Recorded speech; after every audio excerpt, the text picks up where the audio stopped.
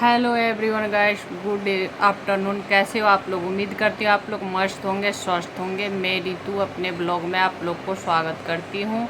और आज मैं आपके बीच अपने महागुरु महादेव की चर्चा बातें लेके आई हूँ, जो कि काफ़ी दिनों के बाद मैं आई हूँ शिव गुरु की चर्चा लेके। बाकी तो ऐसे ही शॉर्ट और ब्लॉग आप लोग को देखने को मिलता है, लेकिन आज जो मैं बात कर रही हूँ वो मेरे गुरु शिव हैं, आप सबके भी हो सकते हैं।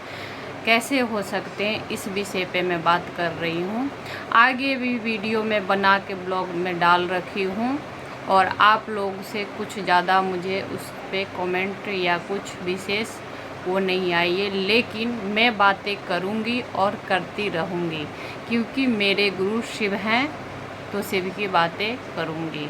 मैं जैसे कि अपने ब्लॉग में सारी बातें करती हूँ, अपने घर परिवार को, अपने खाना क्या खाती हूँ, खाना क्या बनाती हूँ, तो मेरे गुरु महादेव हैं तो वो बात मैं आप ही सबसे करूँगी ना, वो बात मैं किससे करूँगी। तो मेरे गुरु शिव हैं तो आप सबके भी हो सकते हैं। इसमें यह भी है कि आप सबके भी हो सकते हैं, क्योंकि वो मेरे गुरु महादेव हैं, मैं उनको अपना गुरु बनाई हूँ। लेकिन वो कहते हैं ना कि शिव शिव कोई मतलब आदमी नहीं, आदमी विशेष के नाम भी है, तो बड़ी ही भाग्य का बात है कि उनका नाम उनके मतलब परिवार वाले ने रखा है शिव, महादेव, शंकर। लेकिन जिनके अनेकों अनेक नाम से जाने जाते हैं, जो शिव, जो परमात्मा, उसी परमात्मा की मैं बात कर रही हूँ, बल्कि वो नहीं वो कि किसी आदमी का मैं बात कर रही हूँ यहाँ पे। और कहते हैं कि हर एक जीव में शिव का निवास है, शिव कहीं और नहीं है, और शिव हर जगह है, और शिव आपके अंदर ही है, हमारे और आपके अंदर ही है।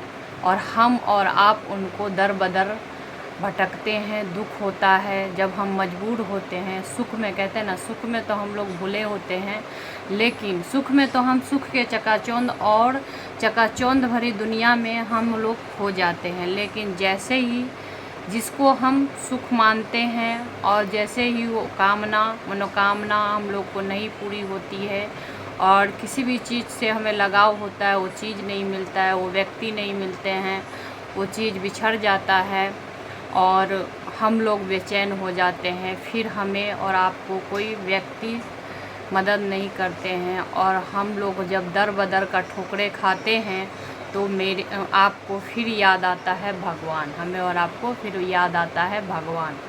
और हर जगह से जब कहते हैं ना, हर मुसीबतें झेल के हर जगह से जब हार थक जाते हैं, जितना भी आसरा होते हैं ना, हम लोग को तो पहले आसरा होता है, भाई है, बहन है, घर है, परिवार है, रिश्तेदार है, पड़ोसी है, ये करेंगे मदद, ये करेंगे, वो करेंगे, ऐसा वैसा, बहुत सारे आश्रय, बहुत सारे कहते हैं ना माया का जो चकाचौंध होते बहुत। और हर जगह से जब ठोकरे खा लेते हैं, और कहीं से कहते हैं ना, दुख के सब साथी सुख के ना कोई।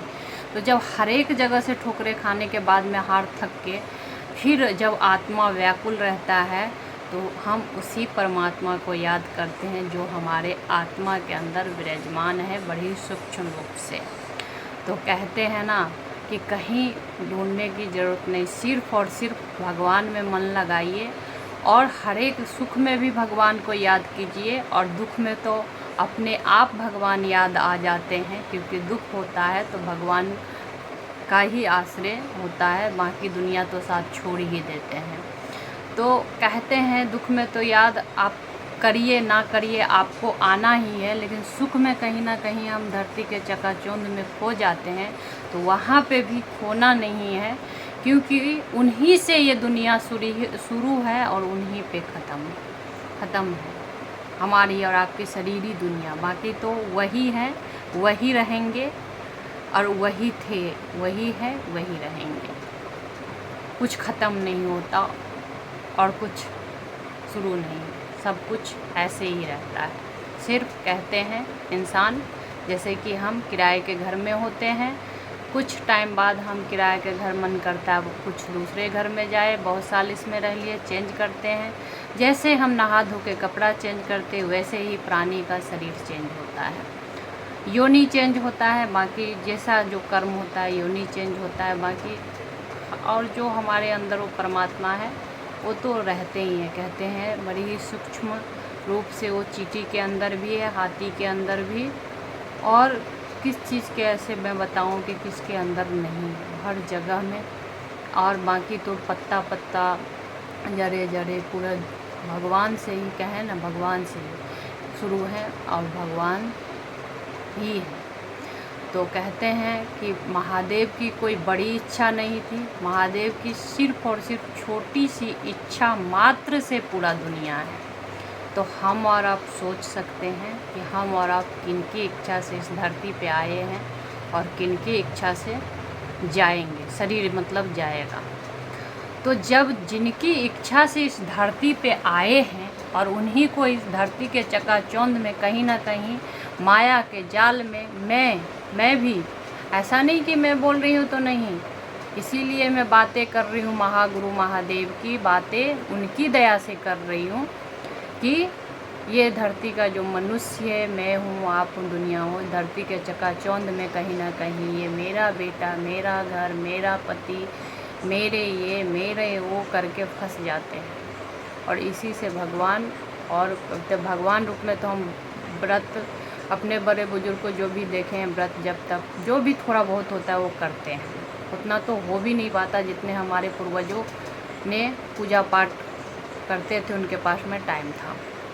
आजकल के भागम दौड़ के ज़िंदगी में कहाँ किसी के पास इतना टाइम है, और टाइम भी है तो बर्बाद करने के लिए, भगवान को याद करने के लिए कहाँ है।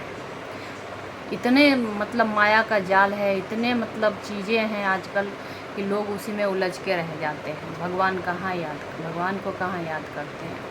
और कहते हैं यदि एनी टाइम भगवान का नाम हम जपते रहे और अपना कर्म करते रहे, ये भी नहीं कि हम धरती पे हैं, गृहस्थ आश्रम में है तो कर्म तो हमारा है ही, खाना बनाना, लेडीज़ हैं कहते हैं हाउस वाइफ हैं तो घर का काम करना हर चीज़, या जॉब भी करते हैं तो घर का काम करते हैं, घर का काम भी जॉब भी दोनों संभालना तो है ही। जेंट्स भी है तो अपना कर्म जो उनका है ड्यूटी करना 16 घंटा, किसी का 12 घंटा, कोई नाइट भी लगा लेता है 2-4 दिन लगातार। तो जिसका जैसा है वैसे अपना काम करते हैं और अपने गृहस्थ आश्रम को चलाते हैं। लेकिन वो करते हुए यदि आप भगवान का नाम जप करते रहेंगे तो आपका जो ज़िंदगी है बड़ी ही सरलता से और बड़ी ही आसानी से बहुत ही खुशहाल चलेगा और चलता रहता है। ये मेरे अंदर जब ये नाम चलता है और मैं भी इस चीज़ को महसूस करी हूँ तभी मैं बोल रही हूँ।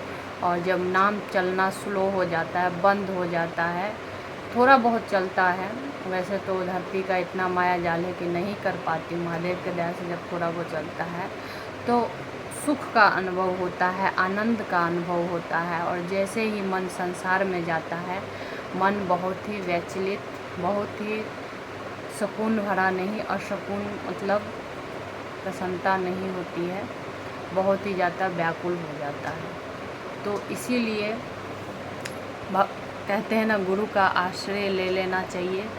यदि आप शिव को गुरु नहीं बनाए हो, आप किसी को गुरु नहीं बनाए हो, तो आप उस परमात्मा से जुड़ जाइए। कहते हैं जिनकी इच्छा से इस धरती पे आए, जो इनकी इच्छा से पूरा सृष्टि है, तो गुरु के खोज में इधर उधर क्यों भटकिएगा। उस परमात्मा, उस सत्ता से जुड़ जाइए जिनकी इच्छा से इस धरती पे आए। उनसे जुड़ने के लिए ज़्यादा कुछ करने की ज़रूरत नहीं है। जो भी नए सब्सक्राइबर आएंगे इस वीडियो को देखेंगे, बाकी तो मैं पहले भी वीडियो इस चैनल पे अपलोड कर रखी हूँ, डाल रखी हूँ, तो वो भी आप जाके देखिएगा तो क्या करना होता है शिव को गुरु बनाने के लिए। और आप इस जो अभी हम वीडियो डालेंगे उस पर भी आप देखिए, तो कुछ ज़्यादा करने की ज़रूरत नहीं है, सिर्फ़ और सिर्फ मन से उनको अपना गुरु बनाना है। कहते हैं पूजा पाठ में आपका शरीर शुद्ध होना चाहिए, आपका मन शुद्ध होना चाहिए। और यहाँ पे कहते हैं मन का खेल है, जैसे कि मन से हम किसी को धीरे धीरे मानते उनका आचरण वो देखते दुश्मन मान लेते हैं, उनका आचरण देखते देखते किसी को दोस्त बना लेते हैं। वैसे ही उसी ही मन में उस महागुरु महादेव को अपना गुरु बनाना है। और अपना शब्द क्या होता है, और अपना कहने के बाद और अपना शब्द अपना मन से मानने के बाद क्या कर्तव्य होता है, क्या करना होता है, उस हम और आप बहुत अच्छी तरीके से जानते हैं। तो अपना गुरु मन ही मन बनाइए और बोलिए कि हे शिव, आप मेरे गुरु हो, मैं आपकी शिष्या हूँ, मुझ पे दया कर दीजिए। दूसरे सूत्र, जब आपका मन खुद समझ जाए, दया मांग मांग के समझ जाए कि वाकई में महागुरु महादेव, किसी भी वीडियो के माध्यम से मैं देखी थी और महागुरु महादेव दया करते हैं,